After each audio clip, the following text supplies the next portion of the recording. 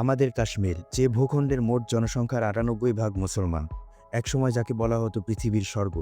তবে সময়ের সঙ্গে সঙ্গে এই স্বর্গ যেন রূপ নিয়েছে এক ভয়ঙ্কর নরকে।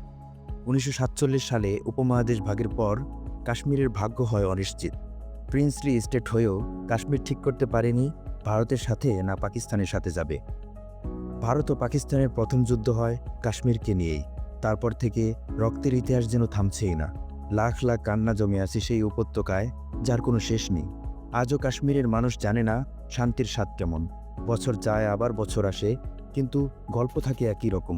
ধর্ষণ, গুম, গুলি, সেনা অভিযানের মৃত্যু, এটাই কাশ্মীরের নিত্যদিনের বাস্তবতা। ২০১৯ সালে ভারত সরকার ৩৭০ ধারা বাতিল করে দেয়। কাশ্মীর হারায় তার স্বায়ত্তশাসন। দিনের পর দিন তারা কাটায় ইন্টারনেট ছাড়া, বন্ধ যোগাযোগের অন্ধকারে।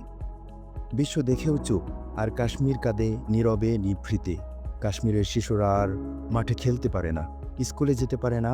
একটা প্রজন্ম বড় হচ্ছে শুধুই ভয় আর গোলাগুলির মধ্যে।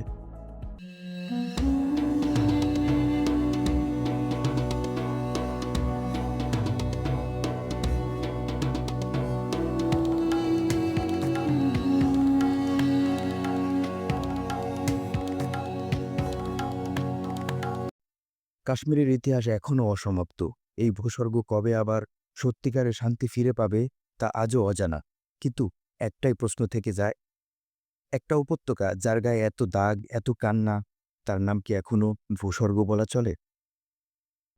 এতক্ষণ ধৈর্য ধরে ভিডিওটি দেখার জন্য ধন্যবাদ। আপনাদের ভালোবাসায় আমরা এগিয়ে চলি। ভিডিওটি ভালো লাগলে লাইক করুন, মতামত জানান, আর নতুন সব আপডেট দিতে চ্যানেলটি সাবস্ক্রাইব করুন।